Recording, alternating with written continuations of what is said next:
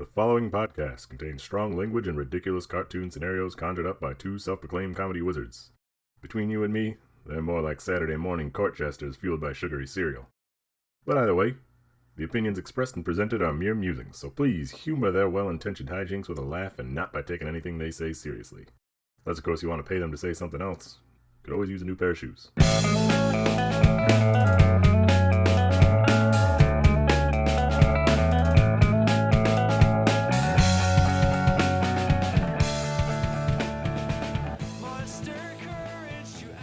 Hello, everyone, and welcome to Happy Birthday to you.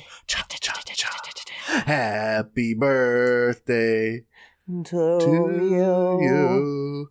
Happy birthday, dear reviewparty.com, internet podcast on the internet that makes comedy from internet reviews from said internet. Happy birthday. Oh, off key. To you.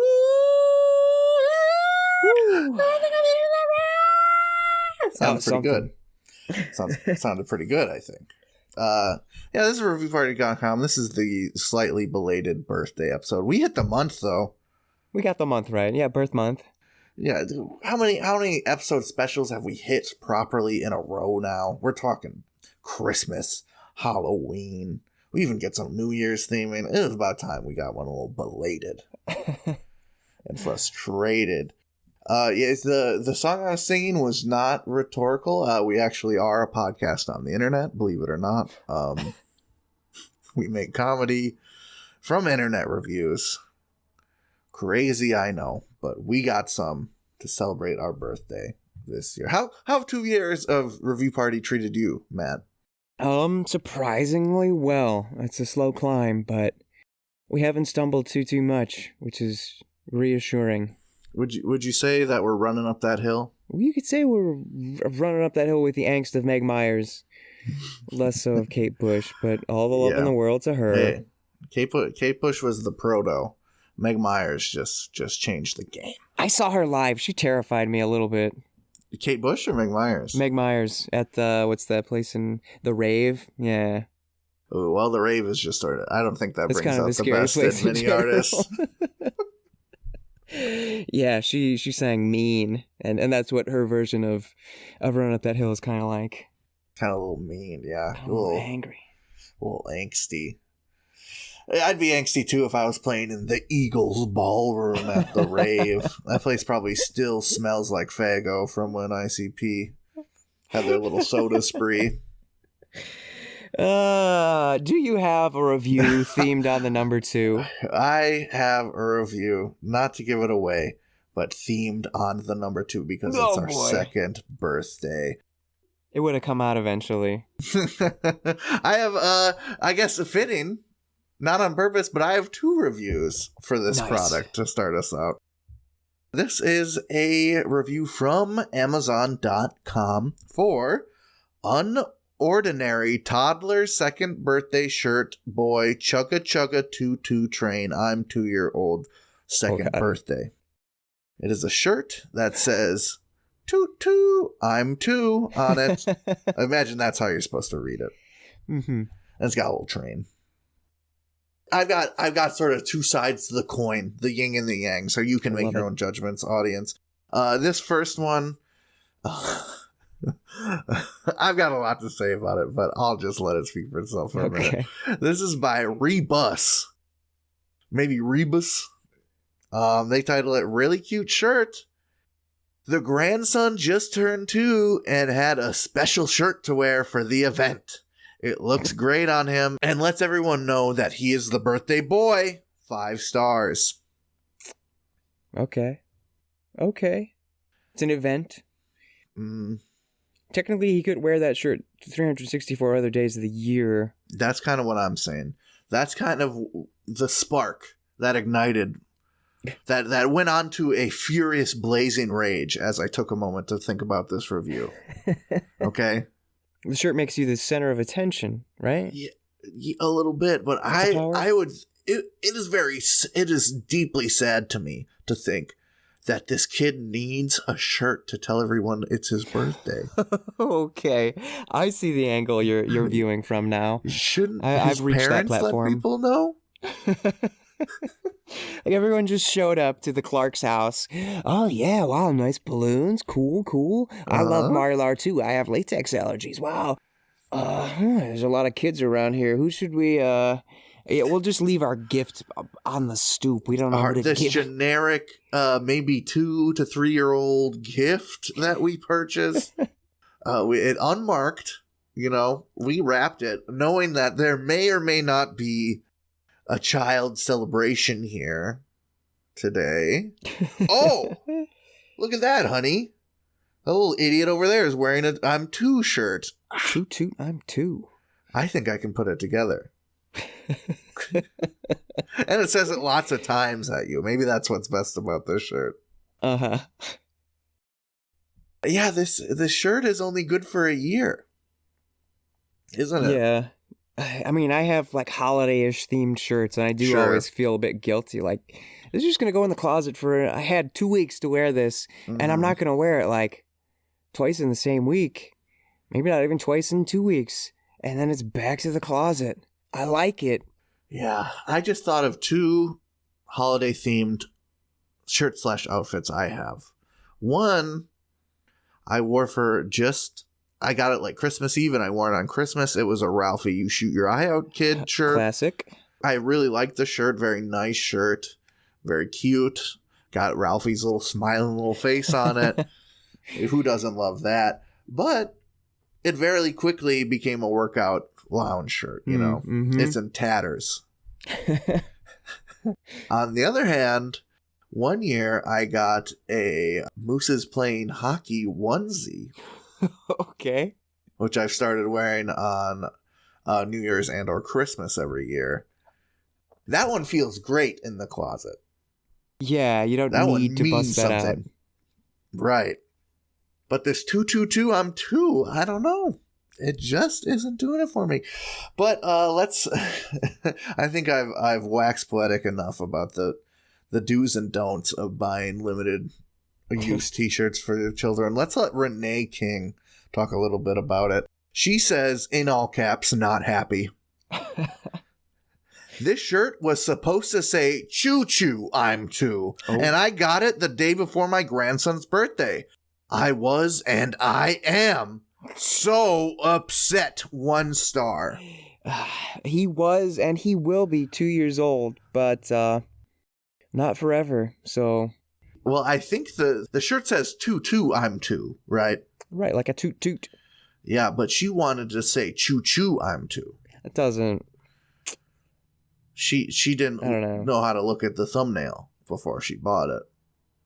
Is what I'm getting. If we hoist up that benefit of the doubt, maybe the product listing changed. Maybe it was in flux as she was ordering. But get this. I very seriously doubt her 2-year-old can read. Yeah, he's not going to be picky and say, I hate the phrase toot toot. I prefer choo choo. That is what a train does.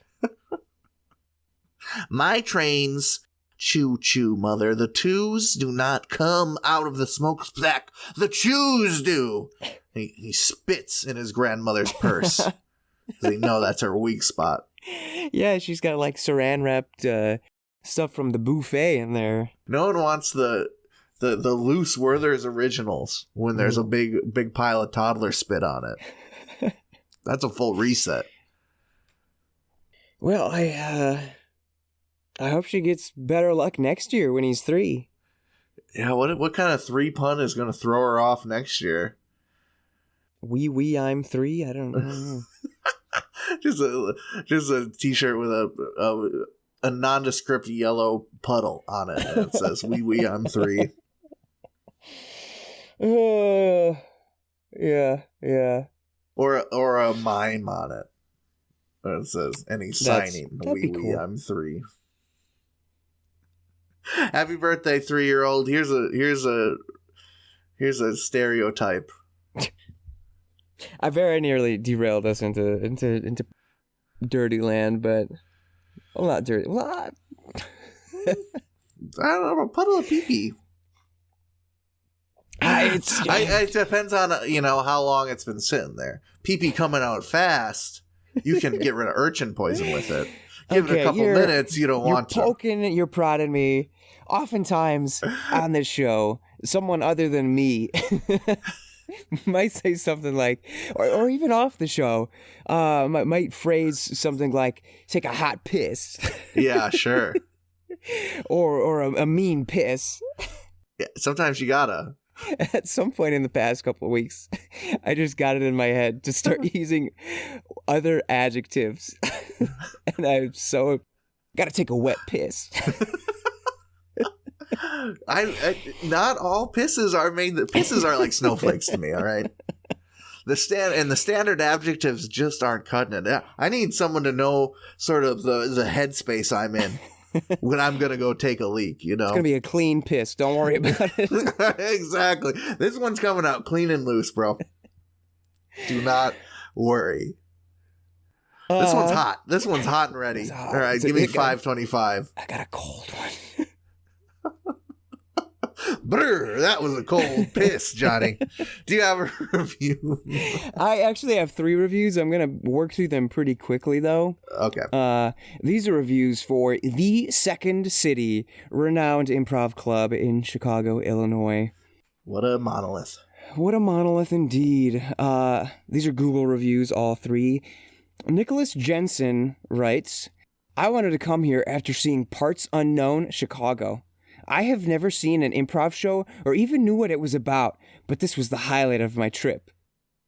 I consider myself the funniest person I know, so there's not much I laugh at. However, this was a fantastic show. I'm very glad I went. You won't be disappointed. 5 stars. What a way to look at being funny. I am also an egotist who thinks they're very funny. Same. But I more so pride myself on my good sense of humor, my ability to laugh with and with others. I value much more than any sort of joke I could make. So to put, I'm the funniest person I know, therefore you peons trying to make comedy really aren't cutting it. That's wild to me. That's crazy, dude. Yeah, we all knew that dude in improv class. Like, oh, that's true. Ugh. But speaking of knowing that person, this one is like, this is Chicago. This review is a perfect portrait of Chicago. Mark Sheldon writes, great show, but nobody asked me if I'd like a drink until intermission, so I left and went to a pub across the street. They were doing improv there as well. 3 stars. Listen, the improv was nice, but I kind of wanted a beer. Don't worry. Across the street, they had some fucking indie chuckleheads pretending they're at Second City. Yeah, that's going to be every single bar you go into. Yeah. Unless it's a sports bar.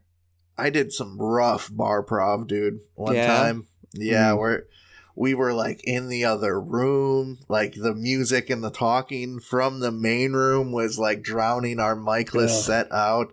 There wasn't a stage. We were just sort of in a spot in the room where they move the tables away from. Classy. Yeah, there's like a few people came to actually watch us, but a lot of times people would like walk in, notice a show is going on, and we're like, I didn't want this, and just go back into the main room. Yeah. That's awful.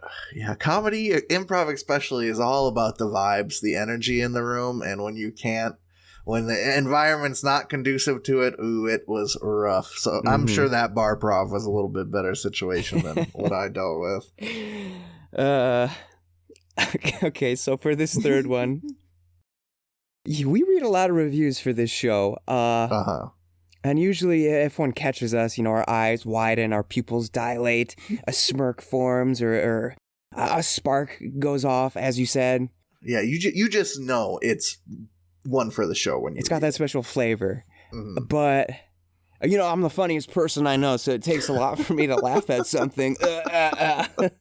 No, what I mean is I've been so desaturated with reading reviews that it takes something incredible to actually make me burst out laughing.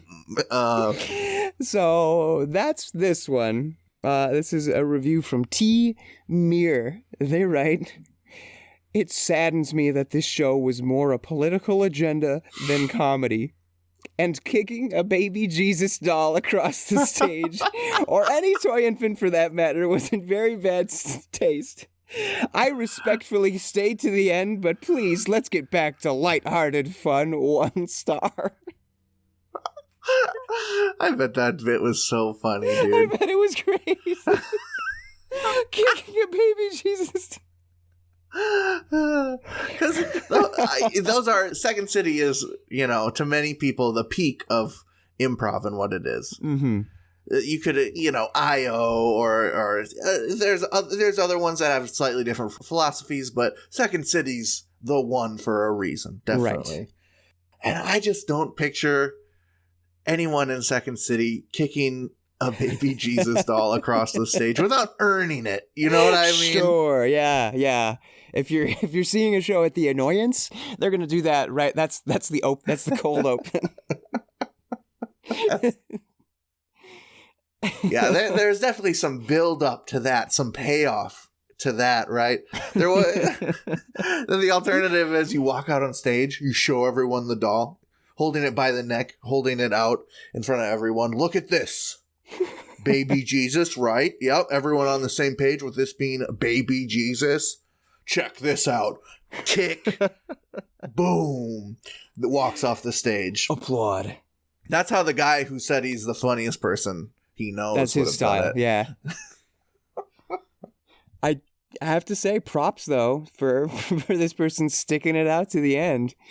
Yeah. We do love to see that. But isn't it the worst to be at a comedy show and be next to the people who aren't vibing? Oh, yeah.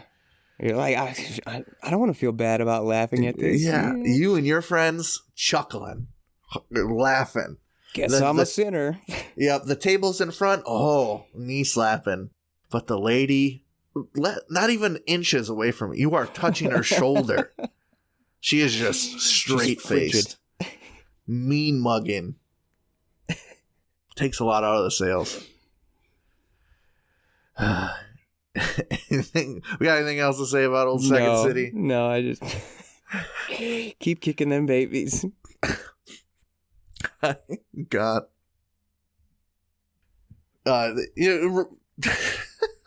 Not literally speaking. Do not kick a baby. No.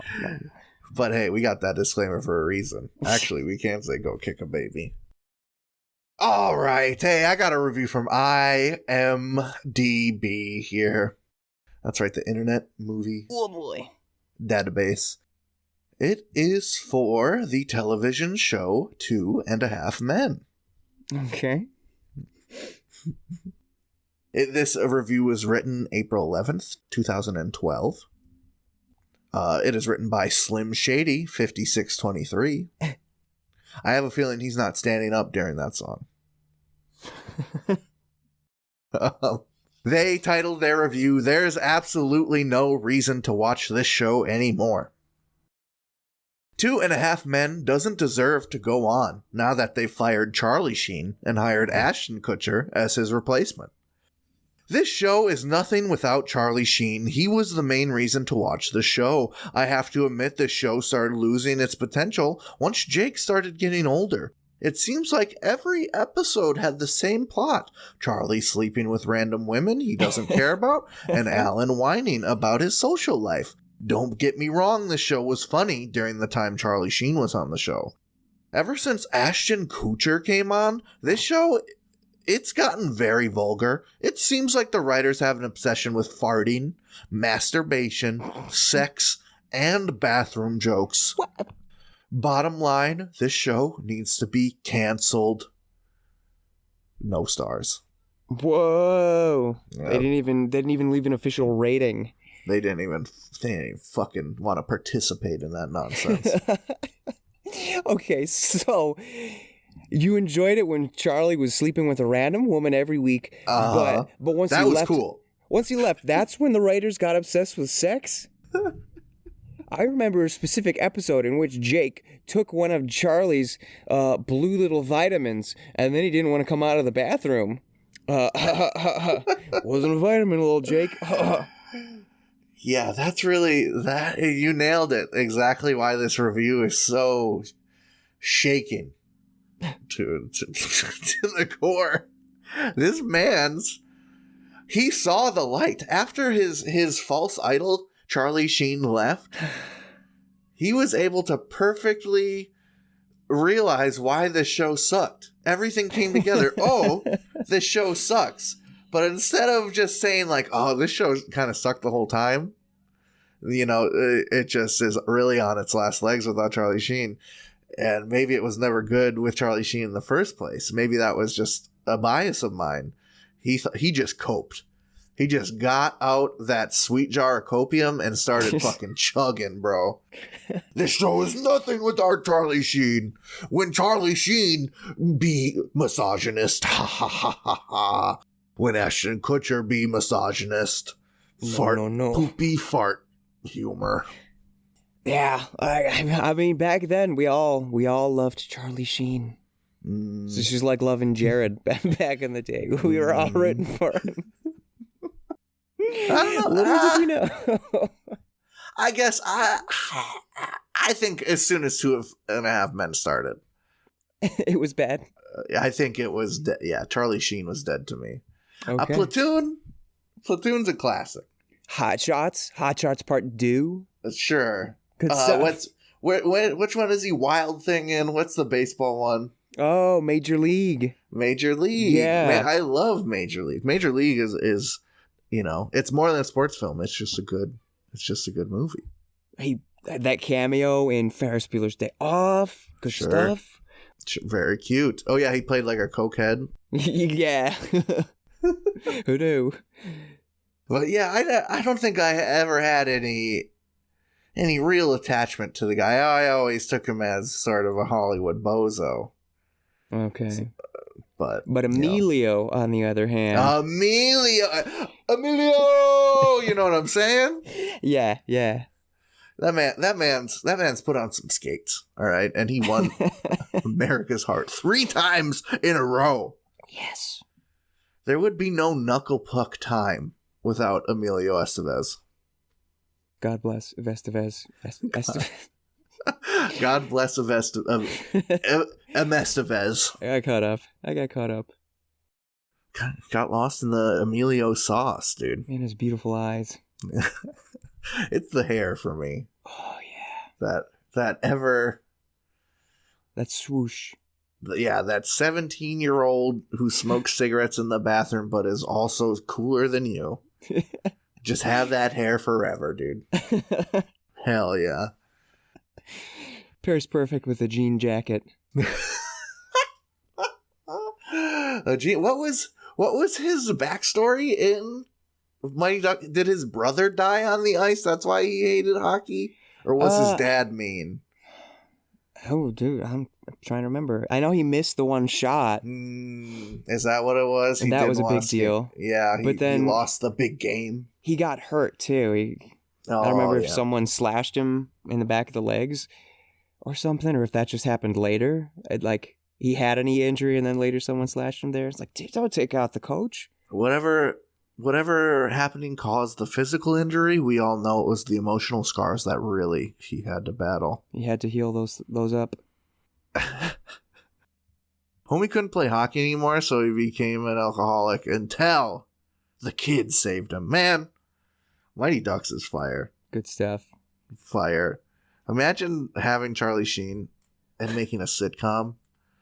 It was on for 12 years and you didn't make one episode better than the Mighty Ducks. I think Emilio guest starred on 1, maybe 2 episodes. Oh, so those were pretty good. I'll have to go back and watch. Hey, look at Emilio. He looks great. Yeah, it doesn't matter if the episode's funny or not. Emilio looked good, dude. Emilio! All right, I'm going to Google images some Estevez's. Okay. We're going to take a little birthday break. Okay.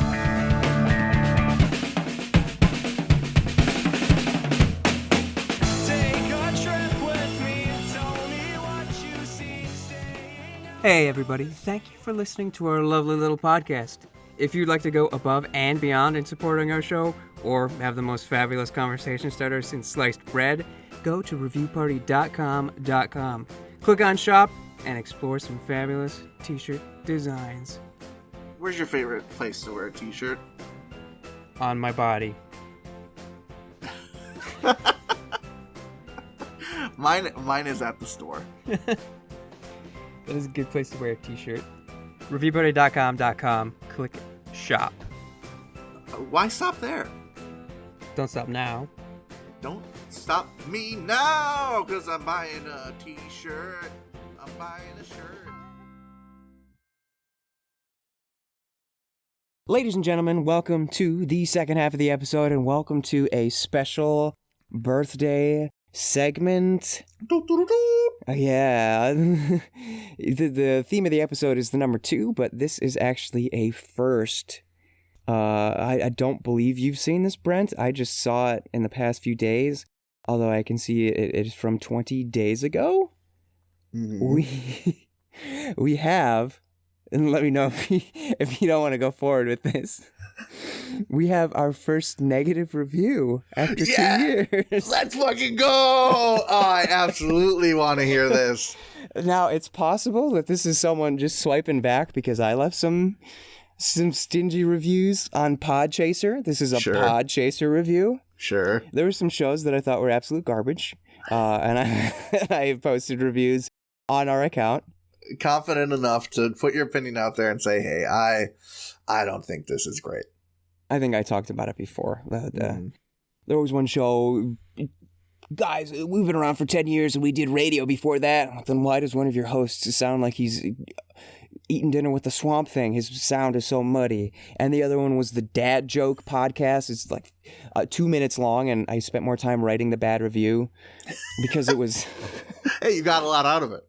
It was text to speech of submitted dad jokes. So they weren't even good jokes, but then it was text to speech, which meant not only that the character of dad, what makes the dad joke funny is dad delivering it, that was removed.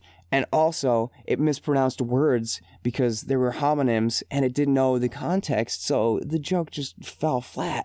Yeah. So I left it a 1 star. I could do nothing else.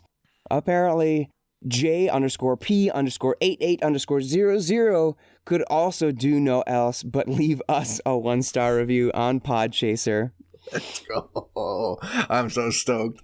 Maybe JP, like I said, is swiping back. Maybe JP listened after we got our Spotify feature recently and created a Podchaser account just to leave this review because there are no other to the name.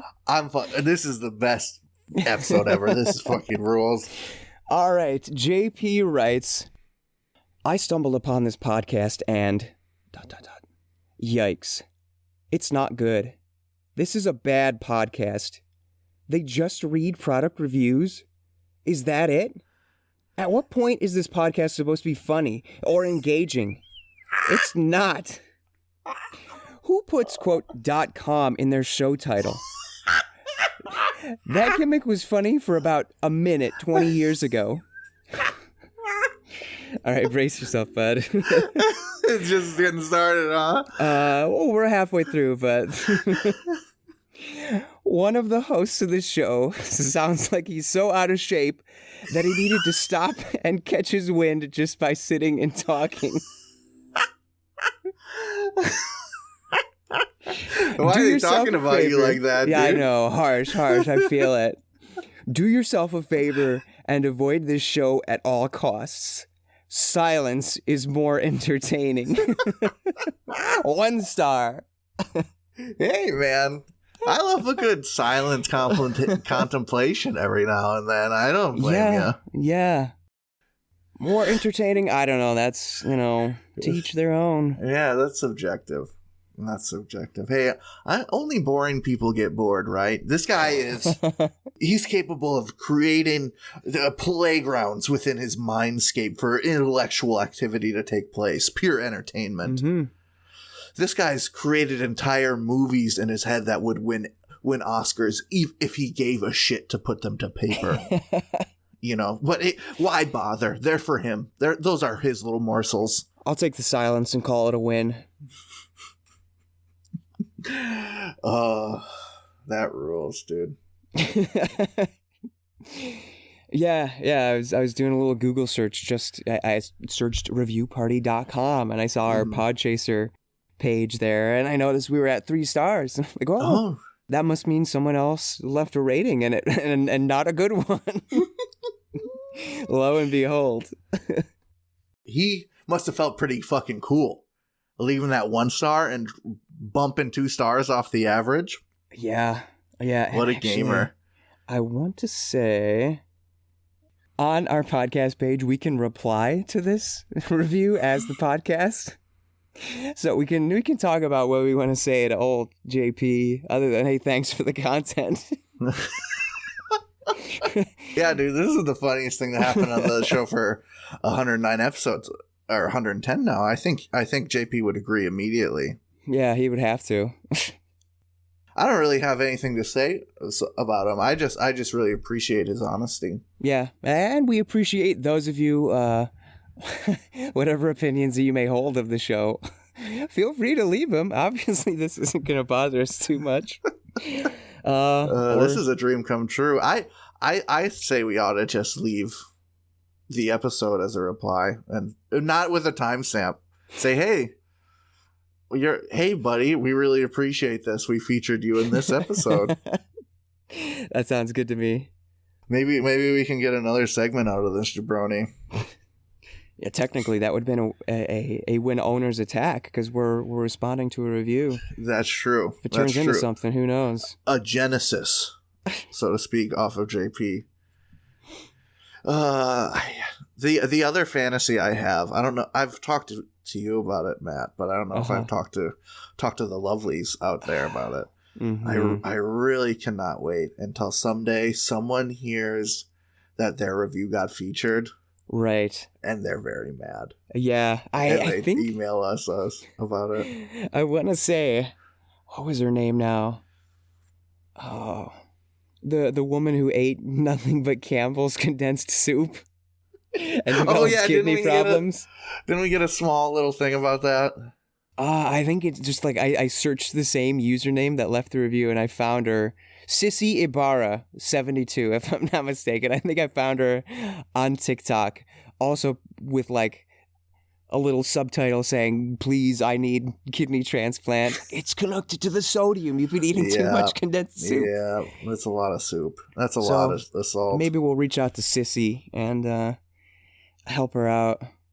We could probably reach out to what was the other, Tamika Pollard, the woman who leaves her entire life history. Yeah, that shit's scary. That is pretty wild. We're pretty comfortable with some level of doxing people on here. We definitely operate under the philosophy of like, if you put it on the internet, that's on you, not us. You know, you're an adult and you need to understand that's there forever for anyone to do with whatever they want with. You don't own that information anymore. Nope. Amazon does, and they don't give a fuck. But Tamiko Pollard, 5'8", born in 1972, and so on and so forth. Parents died in 2001. Her street address and the address of her 5 previous residences. Seriously, below. That is not much of an exaggeration. It's just unsettling how much Tamiko is putting out there. Yeah, it was a shocker. But back to JP. The review speaks for itself. Yep. You know, so out of shape. I can't. You know. I want to know what episode he listened to. There was some wheezing going on. I am very careful. I do be wheezing into this mic, but I'm just trying to get good mic quality. A couple wheezes are gonna fit in there, and I do my best. I do my best both to delete them for the user experience, but leave a couple in to make it sound like natural conversation. Yeah, sometimes people be breathing, brother. So what if I fucking cut up an apple before the episode got a little out of breath, dude? You just cut me some slack. We forgive you, JP. I even thank him. Even better. That's the funniest shit I've heard in 2 years. Okay. Should we read a review? Let's do it. Is Right, that all we do? All right. Yeah, it's all we do, bro. It's easy as that. Segment.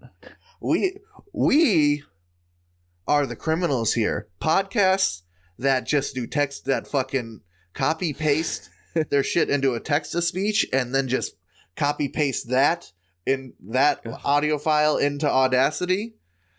Fucking high effort content, bro. Yep. They're really putting themselves out there. They're trying hard every week to make their friends laugh. Let the listens rain in. Rain in. Just fucking text to speech that shit. If you're sitting there, you know, breathing. This is the benefit of text to speech. There's no breathing. There's no fatty tatty breathing in my text to speech, bro. This computer is running laps before and after the podcast to make sure that there's no wheezing in my precious podcast. No human element needed, all right?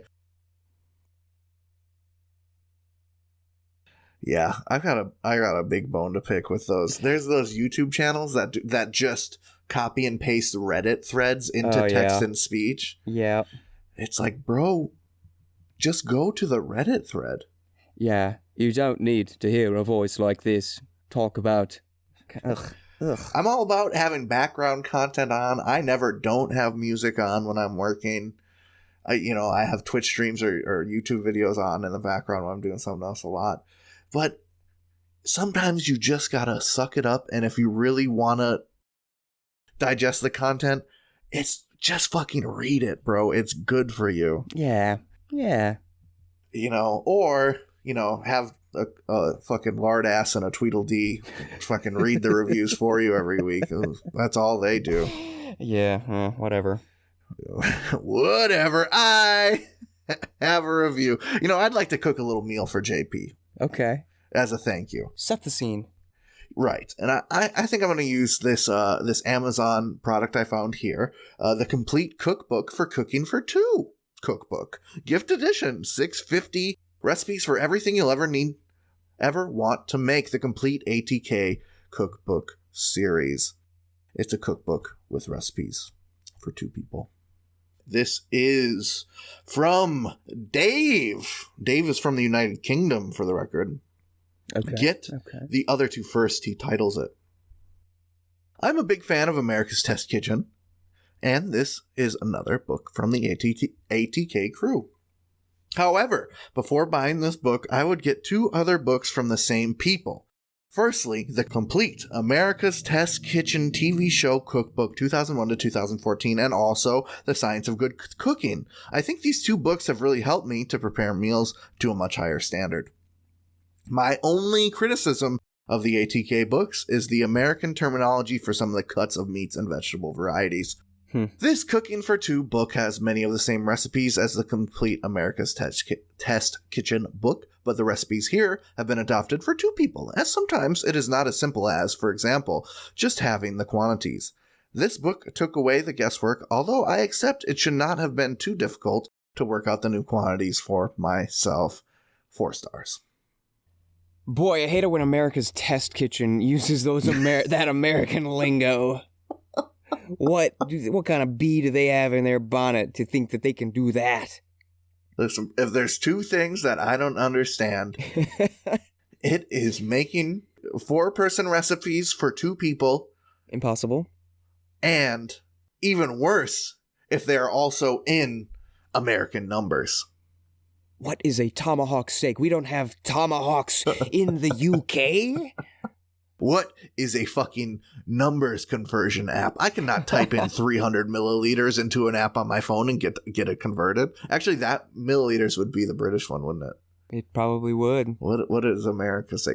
Grams? Grams or ounces? Grams or ounce liters? Freaking Canadians get gas in liters. That is disgusting. Not gallons. Just Terrible. But I guess I'm revealing myself as what JP has willed me to be, has built me to be in his head. Okay. Here's a little trick for making 4 people recipes for 2 people. You make the fucking recipe and have some leftovers. Wait a minute. Wait, what do you do with the leftover food? Where do you put that? I think you just throw it on the floor. That's why you can I would never get caught dead without this 2 people recipe book. Dinner for 2. I hope they teach me how to make tea for 2. Tea for 2. Tea for Tata. Tea for 2, I'm 2. Yeah, you know those British people be making fucking exact tea servings, bro. So much. There is no hot water left in the kettle after the pour. The cups get filled perfectly, and the kettle is sitting dry. You got like a perfect little I don't know what, like a Trix fruit shape of bubbles in the center. You're like, yep, that looks good. Bro, I love leftovers. I never make a meal without thinking, I'm going to get like 3 days of leftovers out of this bitch. You know what I mean? Very rarely. Yeah. Maybe if I'm making myself a craft dinner, I'm not planning on Tupperwaring up some of that macaron. That don't sit too well. Right, you've got a handful of mac. You're not going to save that. Just chow. You just finish it, suck it up and finish your food. Or, but if I'm making some soup, bro, you don't make single serving soups. Not in the Midwest. Oh, goodness, no. You can it, you freeze it, you have that stuff stocked up. If you make soup and you don't have approximately a year and a half worth of soup after you're done making soup, why'd you make soup? Bro. You failed. Yeah, you didn't even make soup. You made hot meat water. It's like going to a restaurant and getting a cup of soup. You think they're just making the soup cup at a time? Oh, I hope not. Yeah, you think they're making the soup to service? Make a big steaming pot. That almost makes my brain explode to think about like restaurants at service hour, how crazy the kitchens can be. Mm-hmm. And they got a whole section dedicated to the soup guy making soups a cup at a time, bro. You need to reduce that quicker. Come on, let's go. And on the other side of the spectrum, there's a part of me that wants to get one of those forever soups going. One of those old school home on the range soups where they'd make a pot of soup and they wouldn't finish it ever. They would just keep adding ingredients to the leftovers. Oh. To refresh it. Okay. There's a restaurant in Britain that has a soup going for like a couple 100 years, I think, or something. Lord. That sounds slightly terrifying, but I mean, I'd try it. It's good for you as long as you keep the heat, going correctly. Not too many microbials get made. I suppose that broth does nothing but age like fine wine, my dude. Unless you're cooking for 2. Do you have a review? Okay, yes, I have a review from rateyourmusic.com, the site that I'm sure a bunch of teenagers use and most of us have never heard of. This is a review for Number 2 by My Chemical Romance. It is part of the Conventional Weapons, quote, album, which was released as a set of 5 2-song singles. This was single number 2, featuring the songs Ambulance and Gun. The corniest lemur titles their review, I'm docking half a star for the artwork. And writes, okay, not really, this was a 2.5 regardless, but come on, how did the song literally called Gun end up on either of the 2 EPs with a literal gun on the cover? For reference, this one has a knife on the cover. And how did Ambulance end up on any of these releases? Because it's dull and derivative as hell, and very sadly ironic when paired with the lyrics. It seems to be a fuck them haters type of song, but those lyrics are boring too. And even if the vocals are as good as can be expected at this point, if you're going to make a fuck them haters song, you could at least not give them more material to use against you. I like the first 20 seconds and that's about it. And Gun is also not really amazing and really has some shitty vocal mixing towards the beginning, very reminiscent of Tomorrow's Money. But again, Gerard is great, and thankfully, the lyrics on this one absolutely slap. You could view it as kind of a companion piece to Mama, but it definitely still stands on its own. So, not as good as number one, but given that this is far from MCR's most popular material, I wasn't expecting anything I heard here to be a masterpiece. And there's still 3 to go, so one mediocre one isn't the end of the world. 2.5 stars. I don't have a lot of nice stuff to say about 2012 era My Chemical Romance. You know, I was never fully on the romance of Chemical Train. Sure. I appreciate their first album. I appreciate a lot of The Black Parade. Mm-hmm. But honestly, the reunion, I was like, maybe Gerard should just stick to making comic books. He's pretty good at that. You know, his music's all right, but I kind of like the comic book stuff.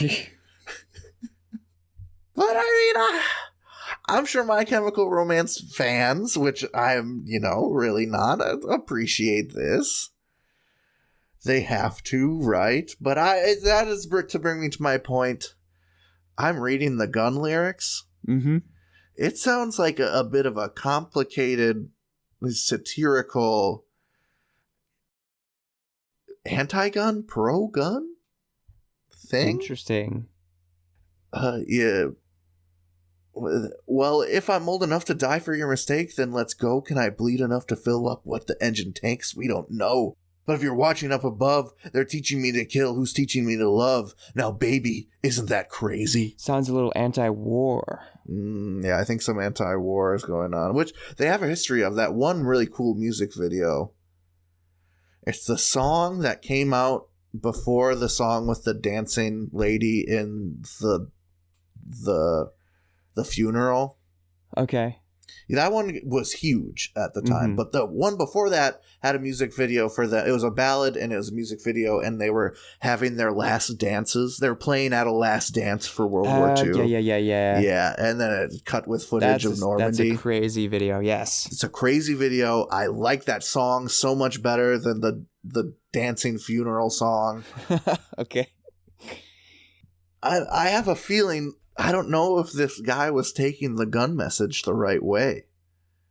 There's a line, it's just the kind of place we run because the government wants your gun, whoa? Who knows? I think that's sort of an anti, that's a little tongue-in-cheek, people saying government wants your gun, but maybe I'm reading into this guy. Maybe I've been on the internet too long and been judging people too hard. What do you think? The judgment I have, the point I want to make. What's our review? The corniest lemur here. This song sounds kind of like a fuck them haters song. Sure. Isn't that every song the band has? Just about.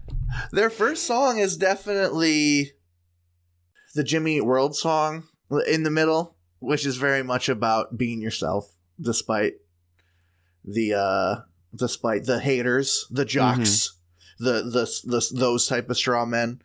Yeah, the My Chemical Romance's first signal, I'm Not Okay, is very much like that generation's In the Middle, I feel like.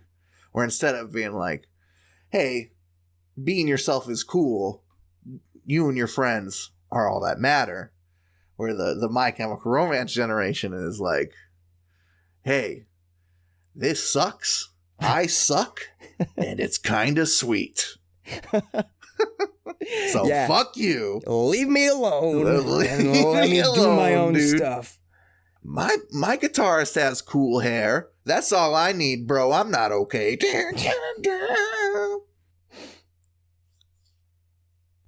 You know what? This is our special birthday episode. Who knows if we're going to run long, but I'm going to get this final review in before we get to our final review and the plugs, of course. Let's go.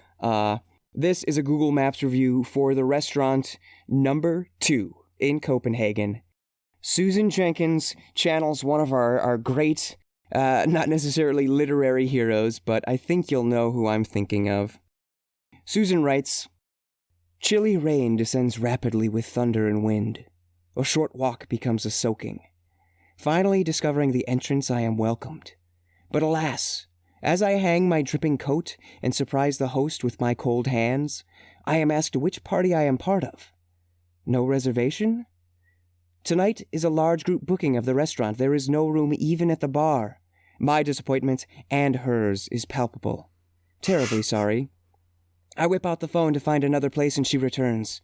She spoke to the manager. I can sit at the end of the bar. Can't send me back out into the sudden cold." From this, a delicious Nordic contemporary meal ensued, warmed further by the true sense of hospitality. Made a special order of gluten-free herbed crumpets for me when they learned of my restriction. Delicious monkfish with a gordello white from Spain. Rusty Nails dessert, the ingenious pairing of cocoa with licorice coating salted caramel. The crowd of bankers that filed in for the private party changed the sound atmosphere, characterized by spacious, melancholy instrumental music. But not the service or warmth. 5 stars. How's that make you feel? Like Peterman catalog. So much. I was like, dang. The unironic Peterman cataloging, along with the amazement of chocolate covered licorice, Yeah. it's a little much, isn't it? I was delighted though, and I went to her other reviews, and she hasn't. It's not like this is a thing she does. It was just this one must have really hit her. The restaurant really sent her to someplace fancy, huh? But honestly, if I were in that position, if I rush out of the rain into a restaurant, find out they're completely booked for a private event, I'm like, well, dang, guess it's into the rain, and they say, "You're good. There's place for you here." That is deserving of a above and beyond review. And I will say, if every internet review sounded like a Peterman catalog review, the internet reviewscape would be a much more interesting place. It would be wildly different. Yeah, this week I read so many 2-year-old birthday supplies reviews that were just so boring. Yeah. I see a punny to infinity and beyond birthday sound. Like, there's going to be some idiots commenting on this. No, just boring. Oh, but I did want to say, if she's blown away by chocolate covered licorice, lady needs to try a fast break or something. There's way crazier shit out there. Take 5 or something. Yeah. Oh, whatchamacallit. Way crazier stuff. But that is all for our little second birthday celebration. Thank you for making it to the end, listener. Thank you. JP, I hope you're still with us. Yeah, thanks for listening this week. It's been fun as always. And thanks everybody who's been with us for 2 years and everyone who's just joining us. So happy to have you as well. Me and Matt really appreciate it. We really have a lot of fun making this podcast. I hope it shines through every episode. That's my goal. Is the joy I feel making the podcast is shines through, because obviously the comedy is not. We got to leave it up to JP. So hopefully he got some of the fun at least. We got new episodes every Tuesday. Reviews Day. Been 2 years of a new episode every Tuesday, much in part to mine and my co-host's efforts. So I'm quite proud of us. If you'd like to send an absurd review for us to make some funnies over, or not funnies, just to read, I guess. All we do is really read them. Please send an email with a hyperlink to the review to reviewparty.com. Include your name so we can throw you credit. Yeah, starting next week, we're just going to do some text-to-speech. Okay, because I feel a wheeze coming on. What do you got to tell me, Matt? Hey, did you know we have social media accounts that all of the listeners can like follow, contact us on, do all those things that you would do with a social media account? Well, it's true. We are on Instagram and TikTok at reviewparty.com and Twitter at reviewpartypod. We're also on YouTube, dropping clips here and there, reviewparty.com. You know the name, you know the game.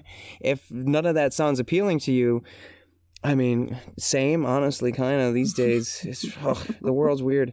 But you can just go to reviewparty.com, the happiest, homeliest little website where we've got our blog. We've got every episode and listening platform known to mankind. We've got the shop and the After Party Review newsletter that lets you know what's happening in our world. Yes, we do. Is that me now? Do it. That was so tight, bro. That was so fucking tight. Thanks to our buddies Nosebleeds for letting us use their jam bread for breakfast these past 2 years. What a great bunch of dudes. You can find that great tune and more of them on Spotify. Just search Nosebleeds. One word, you bastards who have been illiterate for 2 years. Matt, I have a review to finish us out here. I'd love to hear it. This is funny. This is a review from Amazon for the Fifany Wireless Microphone System 2 handheld dynamic cordless mic and dual channel receiver. 50 selectable UHF frequency for karaoke, singing, party, church, DJ, wedding, school presentation. It's 2 microphones, a little receiver. This review is written by Stephen Hawthorne. They title it Know How to Sing. They write, karaoke machine, 5 stars.